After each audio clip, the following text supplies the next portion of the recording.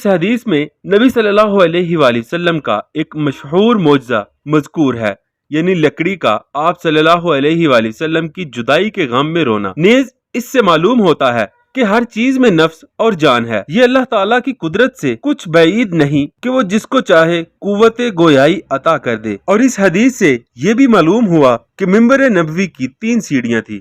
ابی بن کعب رضی اللہ کہتے ہیں کہ جب مسجد چھپڑ کی طرح تھی، رسول اللہ صلی اللہ علیہ وآلہ وسلم کھجور کے ایک تنے کی طرف نماز پڑھتے تھے اور اسی تنے پر ٹیک لگا کر خطبہ دیتے تھے۔ تو صحابہ رضی اللہ میں سے ایک شخص نے کہا، کیا آپ اجازت دیتے ہیں کہ ہم آپ کے لیے کوئی ایسی چیز بنائیں جس پر آپ جمعے کے دن کھڑے ہو کر خطبہ دیں تاکہ لوگ آپ کو دیکھ سکیں اور آپ انہیں اپنا خطبہ سنا سکیں؟ تو آپ صلی اللہ علیہ وآلہ وسلم نے فرمایا، ہاں۔